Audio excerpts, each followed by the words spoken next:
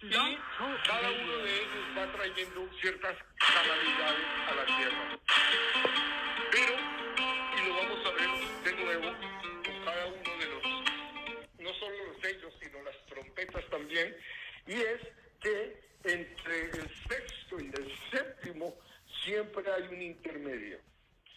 Hay bastantes opiniones de por qué no sigue 6, 7 seguidos, sino que da un espacio. Y una de ellas, que me gusta a mí, no sé si es correcta o no, no creo que nadie tenga la correcta, pero una que me gusta a mí es que el Señor simplemente está dando más tiempo para que más y más gente vengan a arrepentirse, que más y más gente al estar sufriendo las calamidades, al estar sufriendo las tribulaciones aquí en la tierra, darles más tiempo. Sea la que sea, sabemos que esa es la naturaleza del Señor. Él no quiere que nadie se pierda, Él no se goza con la muerte de los inconversos. Entonces,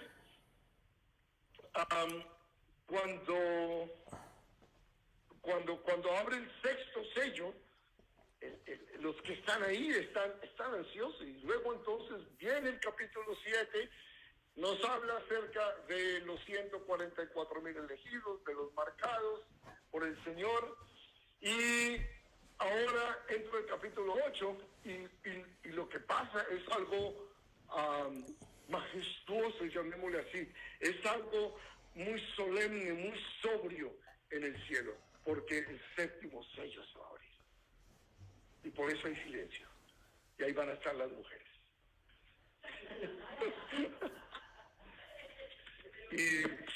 y entonces, pero yo lo que veo es que ellos no saben, ni los ángeles, ni los ancianos, ni los seres vivientes saben qué es lo que está pasando. Nada más están a la expectativa de ese séptimo sello.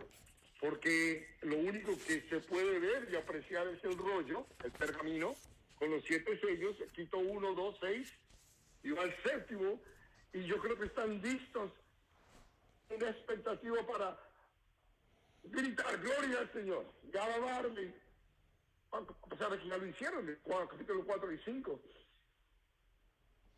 El Señor requiere que haya un silencio reverente. Eso es lo que yo veo acá, un silencio de expectativa, de solemnidad. Pero ya leímos el capítulo y ya entendemos qué es lo que va a pasar. Nosotros no estamos en la posición en que están los ángeles y los seres vivientes delante del trono. Nosotros ya vimos y sabemos que viene algo más de eso. Entonces podemos identificar ese momento como la calma antes de la tormenta. Porque a partir de este momento, si esos 4 jinetes del Apocalipsis no fueron suficientemente severos, el juicio que Dios trae a través de ellos, lo que viene va a ser terrible. Mi hija, la mayor, no sé qué año fue eso, cuando vino el huracán Iván, 2008, 2009, por ahí. Ella estaba estudiando en una isla en el Caribe que se llama Grenada. No sé si la conocen. Ella estudiaba allá en Grenada y una de las primeras cosas cuando con mi esposa fuimos a matricularla, que estaba estudiando en la escuela de medicina, preguntamos, ¿y aquí huracanes? ¿Qué pasa? No, aquí estamos fuera del cinturón de los huracanes. El cinturón de los huracanes pasa más al norte. Más tranquilos, o sea. Resulta que ese mismo año vino el huracán Iván y arrasó con la isla completamente. El único edificio que había en esa isla, moderno, con techas de tile y con las comodidades que uno conoce acá, era la universidad. Cuenta ella que se encerró con su roommate, con su compañera de estudio, en el baño, porque pues las ventanas, les dijeron, quiten los colchones, póngalos contra las ventanas y enciérrense en el baño.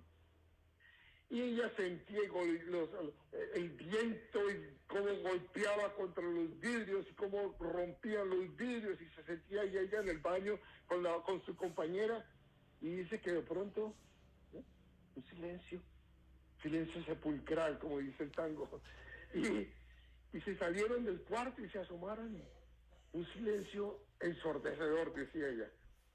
Un silencio increíble. Yo no sé si alguno de ustedes alguna vez ha estado en el ojo de un huracán. Yo creo que ustedes sí, porque viviendo aquí en Florida, yo gracias a Dios todavía no lo he experimentado.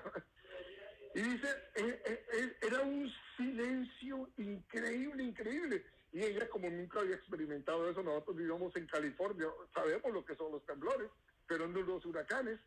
Y dice, feliz, se acabaron. Y se salieron y dije, no, alguien le dijo, éntrense, que ahora viene lo peor. Y preciso, se entra y viene la cola del huracán y esa fue la que más desastre hizo. Y me acuerda eso, porque este es prácticamente como ese ojo del huracán. Estamos acá en esos 30 minutos de silencio. Y alguien dirá, 30 minutos no es mucho, comparado con la eternidad. Si yo me callo, si yo en este momento me paro de hablar por 10 minutos, va a ser mucho. En el cielo es bastante. Cuando lo podemos ver, 30 minutos de silencio, de nada, nadie habla, nadie dice nada, ya no se entonan más cánticos de adoración al Señor, todo en silencio. Y es precisamente, calculo yo que tiene que ver es con eso, con lo majestuoso que viene. El Señor va a abrir el sello y ahí todo comienza nuevo. Ellos no saben de las trompetas, ellos no saben de las copas, ellos no saben del anticristo, ellos no saben de ninguna de las otras cosas que vienen todavía.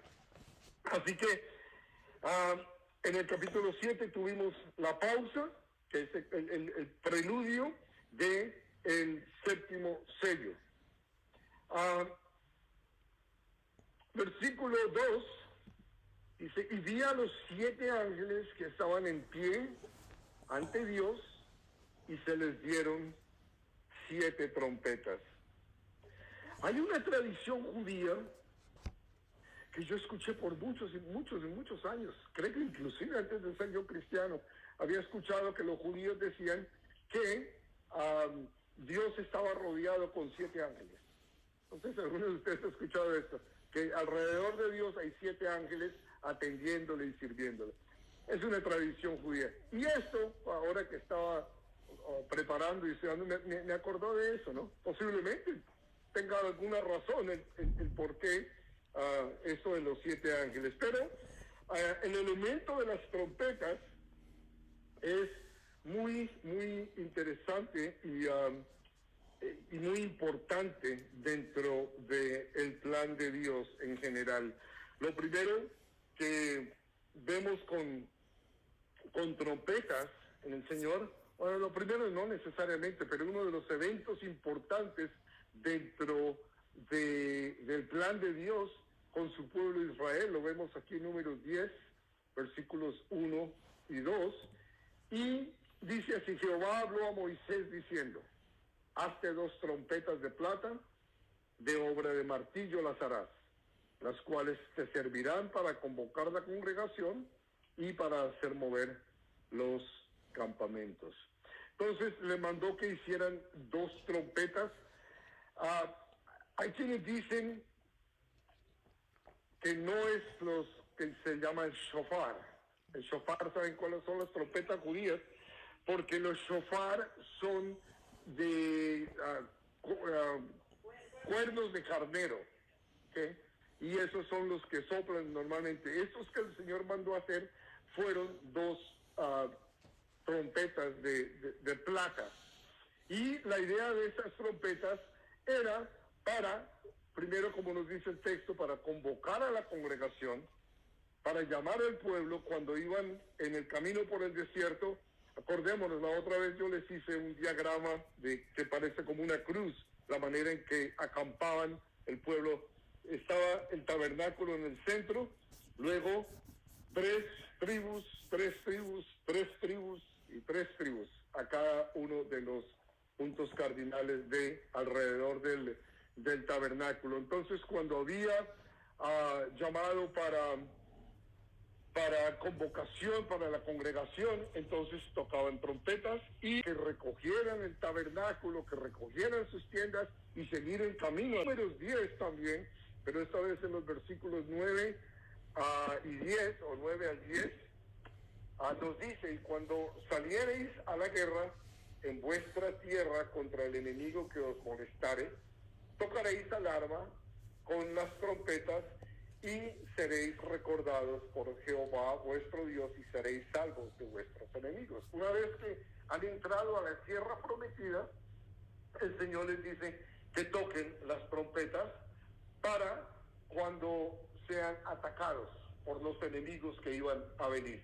Y dice, cuando toquen las trompetas, entonces obviamente están llamando a que la gente se prepare a guerra, y dice el Señor: tranquilos, porque yo voy a estar ahí, yo voy a estar para defenderlo.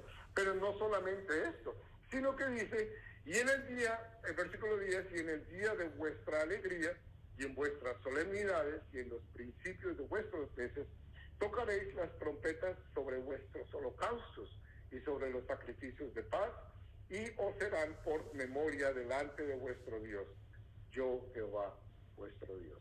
Entonces, no solamente para hacer mover al tabernáculo, a toda el pueblo de Israel en el desierto, no solamente para llamar a que la gente se congregara, sino también durante momentos de guerra, cuando fueran atacados, y cuando trajeran los sacrificios, los holocaustos, entonces también iban a hacer toque de trompeta.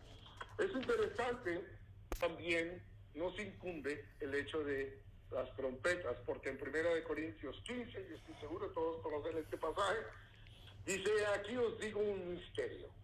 Pablo escribiéndole a los corintios: no todos dormiremos, pero todos seremos transformados.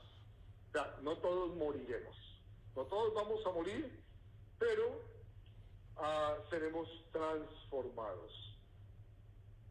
En un momento, en un abrir y cerrar de ojo, a la final trompeta, porque se tocará la trompeta y los muertos serán resucitados incorruptibles y nosotros seremos transformados. Tengo que hacer una aclaración acá, porque en muchas iglesias, muchos pastores enseñan que cuando se toque la séptima trompeta en el capítulo 11 de Apocalipsis, se está refiriendo a esta trompeta de 1 Corintios 15, porque dice la final trompeta. ¿Me explico? La final trompeta, y la asocian inmediatamente con la séptima trompeta de las 7, ¿sí? No tienen absolutamente nada que ver, porque esta séptima trompeta se va a tocar aquí en la tierra durante la tribulación, cuando nosotros vamos a estar en el cielo y ya la trompeta ha sonado. Importante entender esto, no confundir los dos eventos. Dios está lidiando con Israel. Dios, a través de todo esto que les ha dejado al pueblo de Israel como parte de su historia, como parte de lo que son ellos, de la esencia de ellos, él no lo ha dejado ni lo va a dejar, y va a seguir lidiando con ellos. Y ellos se entienden perfectamente. O sea, no el judío de a pie, como dirían, no el judío, porque la mayoría de judíos hoy en Israel son humanistas, son ateos, o sea, no les interesa más que el dinero y no les interesa nada. Y los otros son los ortodoxos o ultra ortodoxos, que son los dos polos opuestos. Pero el que conoce, el que tiene un amor por Dios y un amor por su historia y por su religión, entiende más que nosotros los gentiles. Obviamente ustedes son la excepción porque ustedes estudian la Biblia, ¿sí? Y conocen la Biblia, pero el promedio gentil simplemente no entiende nada de esto, mientras que el promedio judío sí entiende muchas de estas cosas. Entonces, esto que el Señor va a hacer con nosotros, con su iglesia judíos y gentiles que hemos creído en el Señor, que le hemos recibido como Señor y Salvador de nuestras vidas, es a través de un toque de trompeta. Y ese toque de trompeta, hay muchos, y yo lo creo también, que es la voz de Jesús. Porque es un solo toque de trompeta. Miremoslo aquí también, dice, trompeta que anuncia el rapto de la iglesia. Igual eso también en 1 de Tesalonicenses 4:16. La pongo precisamente para que haya esa diferencia, porque muchos cristianos que son mid-tribulacionistas o post-tribulacionistas ponen esta séptima trompeta acá, como es la trompeta, la trompeta que toca, la final trompeta que toca en 1 Corintios 15, ya aquí en 1 Tesalonicenses 4. Dice 1 Tesalonicenses 4:16, porque el Señor mismo, con voz de mando, con voz de arcángel y con trompeta de Dios, descenderá del cielo y los muertos en Cristo resucitarán primero. Una vez más, está hablando acerca de el arrebato, de la transformación de los que hemos muerto en Cristo.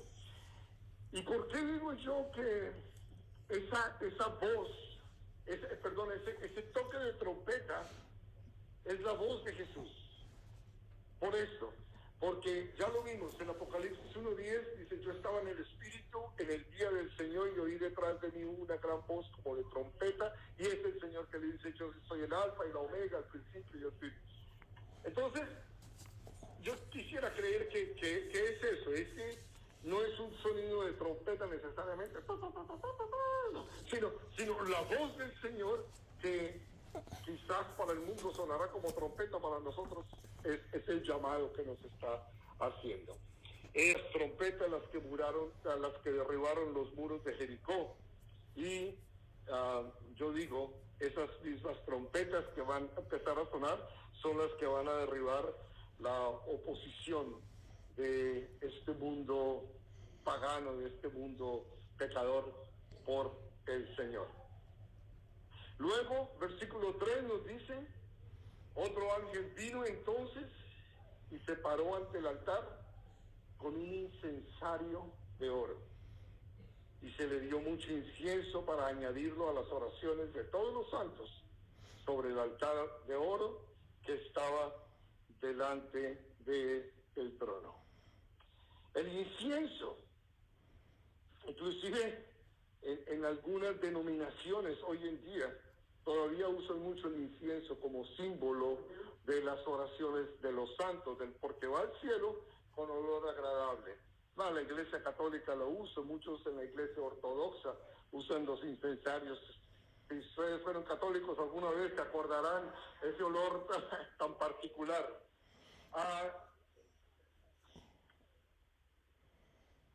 David nos lo dice en el Salmo 141:2.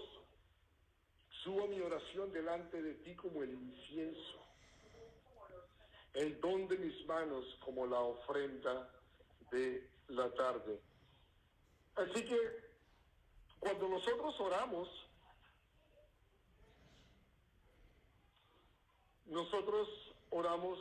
en el nombre de Jesús. El Señor nos dijo, la única manera de que nos asegura que nuestras oraciones llegan a donde queremos que lleguen, es al trono del Señor, es cuando oramos en el nombre de Jesús. Desafortunadamente, para muchos, esto del nombre de Jesús se vuelve como una fórmula. Tengo que decir el nombre de Jesús para que... Y la idea no es esa. La idea es en la autoridad de Jesús, porque nuestras oraciones deben ser al Padre. El Señor nos lo enseñó. Nuestras oraciones deben ser al Padre en el nombre de Jesús, o sea, en la autoridad que es de Jesús, por la obra de Jesús, por la persona de Jesús, en el poder del Espíritu Santo. Nuestra oración debe llevar ese contexto y esa idea. Ahora, el incienso, que es representativo de las oraciones de los santos, habla del valor del nombre de Jesús. Porque me acuerdo una vez a Tony Evans, el pastor Tony Evans, ¿alguien lo ha escuchado de él? Okay. Es más reciente, el otro era de los 80s. Murió de viejito en los 80s. Tony Evans comentaba una vez que, no sé, en la ciudad, en la alcaldía, le pidieron que fuera y que orara para comenzar la reunión que se hace del gobierno, de la alcaldía, de la ciudad de donde él estaba. Y que cuando llegó temprano, yo llegué temprano como siempre, ya que me gusta llegar muy puntual, llegué y me puse a orar pidiendo al Señor que me relajara y que me diera palabras para orar. Y se me acercó uno de los líderes y me dijo: pastor, gracias por venir, nada más que para no herir susceptibilidades,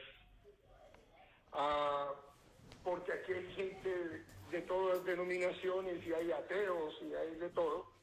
Entonces, por favor, le voy a pedir que no mencione el nombre de Jesús. ¡Ja! ¿Quién le picó la lengua a este pastor? Y entonces, cuando le tocó orar, él se para. Obviamente, no recuerdo las palabras, me hubiera gustado haberlas escrito para compartir.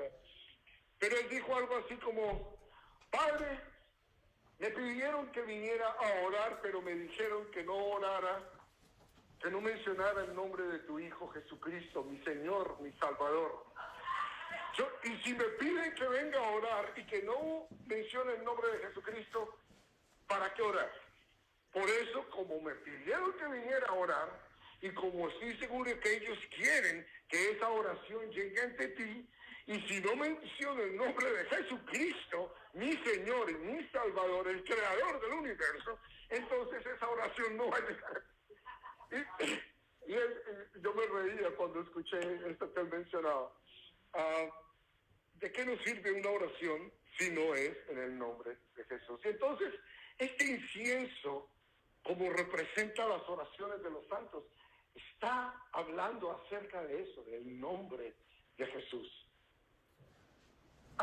Este ángel, ¿qué es lo que está haciendo? Está trayendo las oraciones de los santos del quinto sello, en el Apocalipsis 6, versículos del 9 al 11. ¿Se acuerda que estaban diciendo: Señor, ¿hasta cuándo? ¿Hasta cuándo vas a vengar nuestra muerte? Esos no somos los creyentes, acuérdense, eso no es la iglesia. Nosotros no oramos así. Nosotros decimos: Señor, aquí está la otra mejilla, ¿verdad? O decimos: Señor, queremos como tu hijo, imitar a tu hijo, perdónalos porque no saben lo que hacen. O como Esteban: Señor, no les tengas en cuenta su pecado. Esa es la iglesia.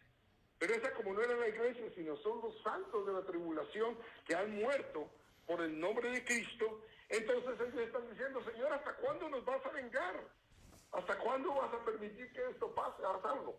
Y este ángel lo que está haciendo precisamente es trayendo esas oraciones para que sean contestadas. Y el Señor, a partir de ese momento, va a empezar a contestar esas oraciones. Versículo 4. Y de la mano del ángel subió a la presencia de Dios el humo del incienso con las oraciones de los santos. Si las oraciones van a ser contestadas, ¿a razón de qué? A razón de el nombre de Jesús, a razón de la persona de Jesús, a razón de la obra de Jesús. Porque no nos olvidemos que aunque Jesús ya no está haciendo las funciones de sumo sacerdote necesariamente, porque nosotros ya estamos en el cielo con Él, Él está contestando esas oraciones, porque todo lo que sucede, todo lo que se hace, desde el momento de la creación hasta el momento del cielo nuevo y tierra nueva y toda la eternidad, está centrado en Cristo. No hay otra. Todo está centrado en el nombre del Señor. Y el ángel tomó el incensario y lo llenó de fuego del altar y lo arrojó a la tierra. Y hubo truenos, y voces, y relámpagos y un terremoto. En Israel del tabernáculo y del templo, entraba el sumo sacerdote una vez al año a expiar los pecados de su pueblo, y esta vez que él entraba con la sangre que había sido ofrecida por el perdón de los pecados del pueblo en una mano, y con la otra el incensario. Y con eso entraba él al lugar santísimo para hacer la expiación de los pecados. Ese olor del incienso eran las oraciones del pueblo que ascendían hacia Dios. Y lo que está pasando ahora es que el ángel toma el incienso, lo llena de fuego y lo arroja a la tierra. Ya las oraciones no están subiendo, sino las oraciones que ascendían con el incienso ahora bajan en forma de respuesta de la tierra. El incensario con fuego, pero no solamente fuego, truenos, voces, relámpagos y un terremoto.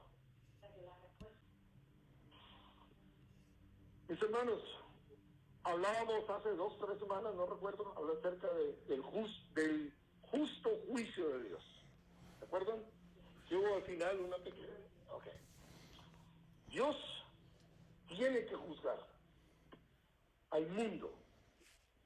Tiene que juzgar a todos los seres humanos que fuimos creados a su imagen y semejanza.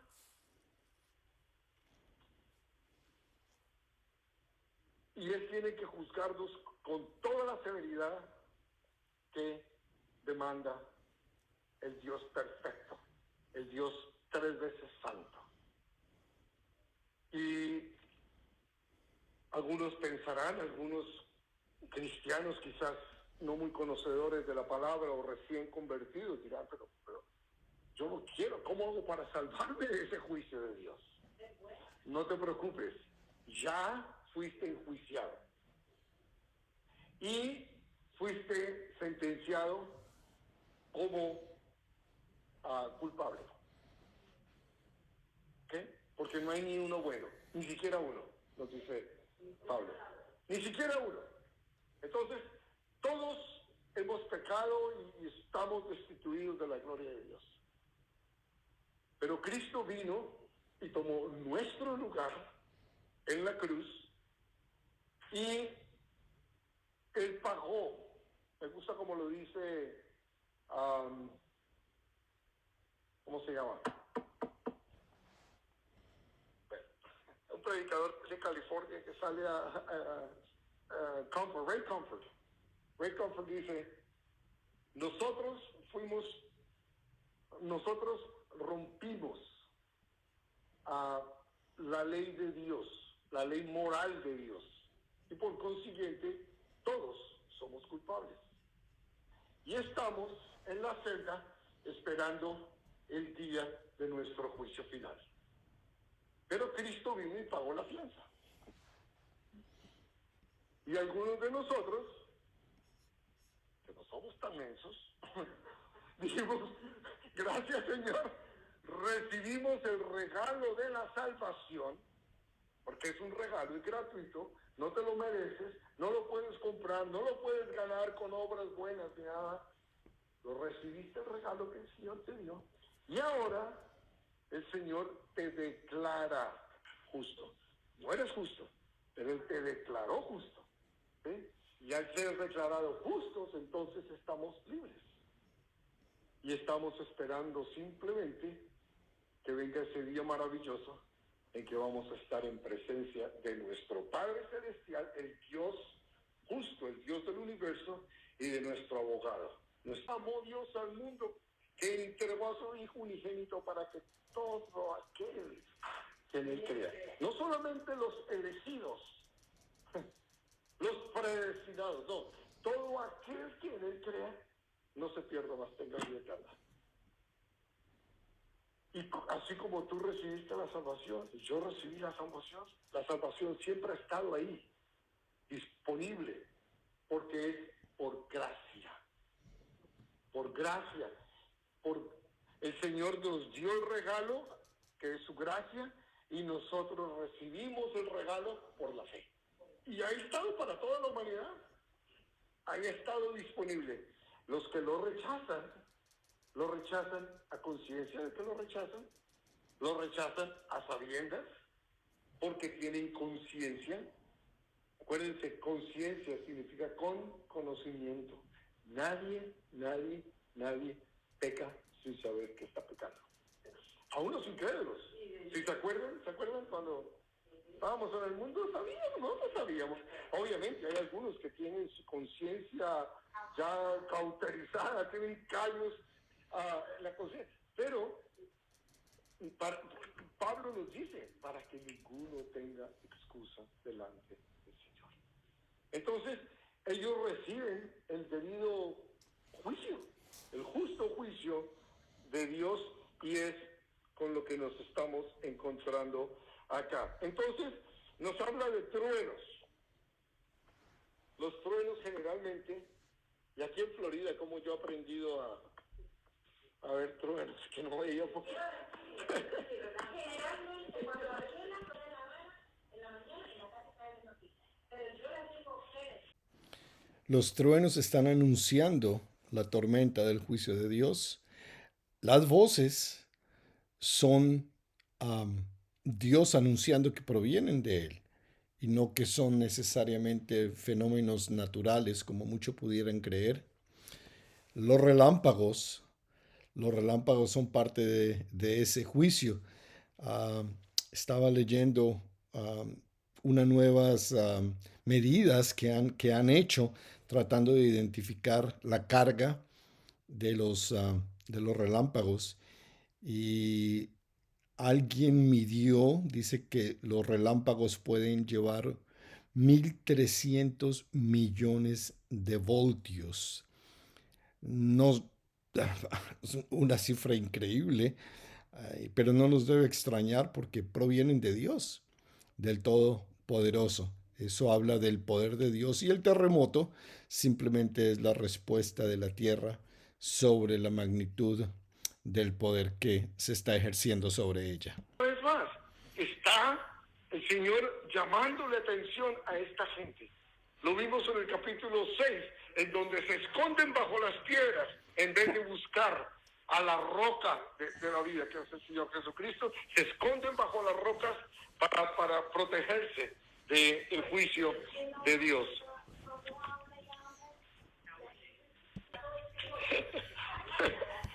Versículo 6.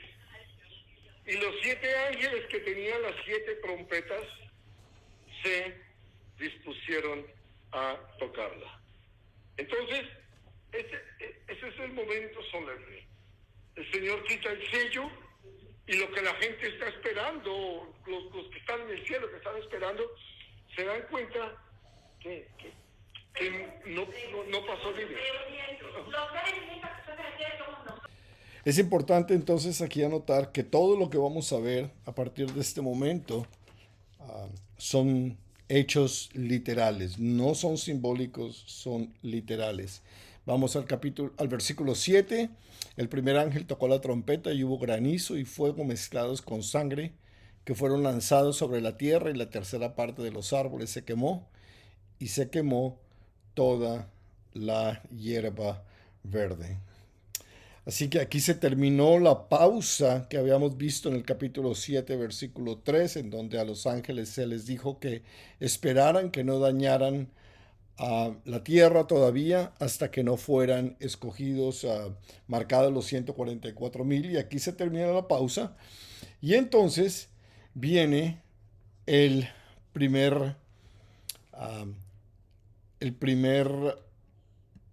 desencadenamiento de el juicio de Dios. El granizo nos habla de y fuego mezclado con sangre, nos habla posiblemente de el fuego de los 1.300 millones de voltios de los truenos, de los relámpagos. Y en Génesis 1, versículo 11 nos dice que la vegetación fue lo primero creado, que fue destruido por, acá nos dice que fue lo primero destruido por el Señor. Fue lo primero que se creó, que Dios creó, y aquí fue lo primero que se destruye.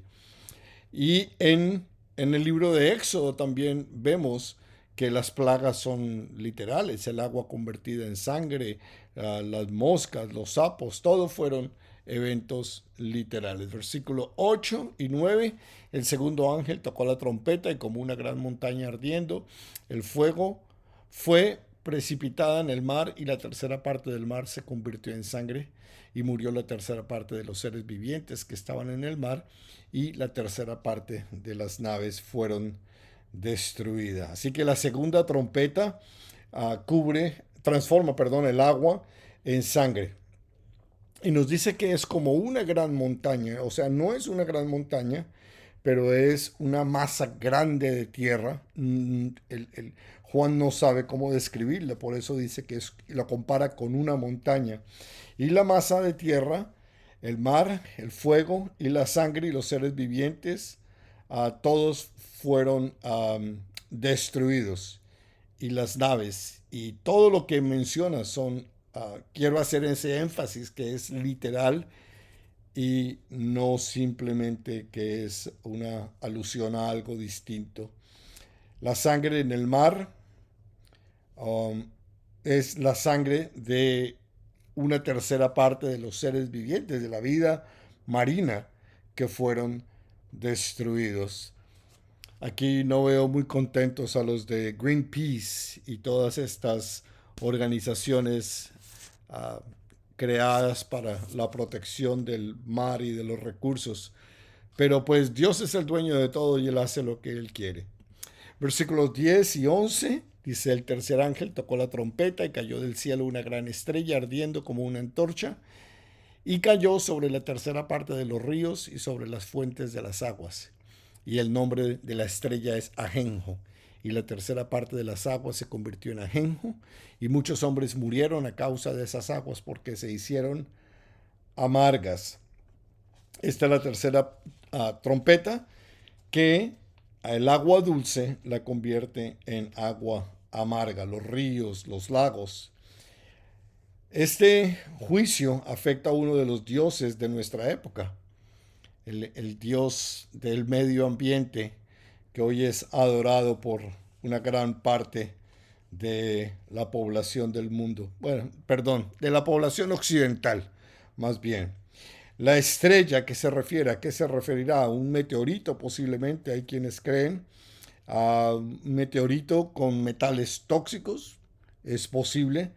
Y una tercera parte de las aguas dulces, de las aguas que podemos usar para irrigar, para beber, para el uso cotidiano, se convierte en ajenjo, o sea, en amargo. Si se acuerdan, una vez estudiamos el libro de Éxodo, en el capítulo 15 habla de cuando salieron de Egipto, cruzaron el Mar Rojo y llegaron a un lugar que se llamaba Mará, que significa precisamente eso, amargo, y llegaron y vieron agua, tenían sed y fueron a tomar y el agua era amarga, y Moisés fue y oró y el Señor le indicó que tomara un árbol y que lo tirara en el agua, y cuando obedeció, sin preguntar, sin cuestionar, simplemente obedeció, entonces el Señor hizo lo sobrenatural, que fue convertir esa agua amarga en dulce. De la misma manera, el árbol en nosotros lo podemos identificar con la cruz de Cristo, que es la única que puede endulzar nuestras vidas amargas por el pecado y por el mundo en el que estamos viviendo. Versículo 12. El cuarto ángel tocó la trompeta y fue herida la tercera parte del sol y la tercera parte de la luna y la tercera parte de las estrellas, para que se oscureciese la tercera parte de ellos y no hubiese luz en la tercera parte del día, y asimismo de la noche. La cuarta trompeta entonces está afectando el sol, la luna y las estrellas. Estos cuerpos celestiales aparecieron en el cuarto día de la creación y aquí también son afectados en el cuarto día, o más bien con la cuarta trompeta. Así como el agua es indispensable para la vida, también la luz es necesaria para la fotosíntesis, pues, y para crear plantas, y nosotros necesitamos la vitamina D, etcétera. Sin los rayos de la luz no podríamos nosotros vivir. Todo ser humano, todo ser viviente necesita la luz del sol para el calor, para la salud, etcétera. Así que va a ser reducida la energía del sol en una tercera parte. Así que va a haber mucho frío, mucho frío en ese tiempo sobre la Tierra. Así que los que hablan de calentamiento global ahora van a tener que cambiar el, um, lo que tanto predican para engañarnos y convencernos de ser parte de su religión. Todo esto, obviamente, viene a afectar el proceso ecológico de la tierra. Versículo 13, en el versículo 13, dice, y miré y oí un ángel volar por en medio del cielo diciendo a gran voz, ay, ay, ay de los que moran en la tierra, a causa de los otros toques de trompeta que están para sonar los otros 3 ángeles. Las primeras 4 trompetas afectan a la creación. Ya vimos, afectan los mares, afectan a el agua dulce, el agua se convierte en sangre, la vegetación es destruida, el sol, la luna y las estrellas son opacados, se afecta todo el ecosistema de la tierra. Y las siguientes 3 trompetas, las que siguen en el siguiente capítulo, van a afectar directamente a los humanos. La intensidad de las calamidades van a ir aumentando y se van a ir expresando con cada uno de los diferentes ayes que van a estar diciendo los ángeles. Alguien por ahí decía que estos ángeles son mexicanos. Ay, ay, ay. Déjenme decirles que no hay tal. Simplemente están anunciando que viene algo grave. Si fueron afectados por lo que le pasó a la tierra, los siguientes 3 van a ser a afectar directamente a los humanos. Así que esperamos que este capítulo 8 de Apocalipsis nos haya hablado de la severidad de lo que viene, pero a la vez de la gracia de Dios que quiere rescatarnos y salvarnos de estos eventos por venires. Es un regalo, lo decíamos, es un regalo que Dios nos da y no hay que ganarlo porque no se puede ganar. No hay que comprarlo porque no está para la venta. No podemos hacer absolutamente nada para recibir el favor de Dios más que creer en la obra salvífica de su Hijo Jesucristo, en la cruz del Calvario por nosotros hace 2000 años, en donde Él vino como como una ofrenda sustitutoria por cada uno de nosotros. Nosotros deberíamos estar en ese lugar recibiendo toda la ira, la justa ira de Dios, pero Cristo fue el que la recibió sin merecerla y nosotros que la merecíamos hoy, si tomamos la decisión de reconocer primero que somos pecadores y que no merecemos absolutamente nada más que el juicio justo de Dios. Si reconocemos eso y entendemos que Cristo es nuestro único y suficiente Salvador, entonces el Señor nos garantiza, nos asegura que mientras que estemos en la iglesia, mientras que no hayamos llegado al capítulo 4 y el capítulo 5 de Apocalipsis, cuando llegue ese día, el Señor nos va a llevar con Él y va a librarnos de estas plagas que van a venir sobre la tierra. Y una vez más, enfatizo, esto es literal, esto no es figurado, esto no es simplemente una ilustración que quiere decir otra cosa. No, el Señor es muy claro en su palabra. La interpretación de la palabra de Dios debe ser literal, excepto en los lugares donde obviamente el texto nos muestra que no puede ser literal, como que Jesús es la puerta o que Jesús es cordero. Obviamente sabemos que el significado es otra cosa, pero de lo contrario debemos entenderlo y tomarlo como algo literal. Así que es mi esperanza, es mi oración y es el llamado que le hago a cada uno de los que están escuchando para que tome un segundo, unos momentos, quizás en la privacidad de su corazón y entienda que Dios es un Dios de amor, que no se goza en el sufrimiento de su creación, menos en el sufrimiento de aquellos que hizo a su imagen y semejanza. Y la palabra de Dios nos dice que la voluntad de Dios es que nadie se pierda, sino que todos procedan al arrepentimiento.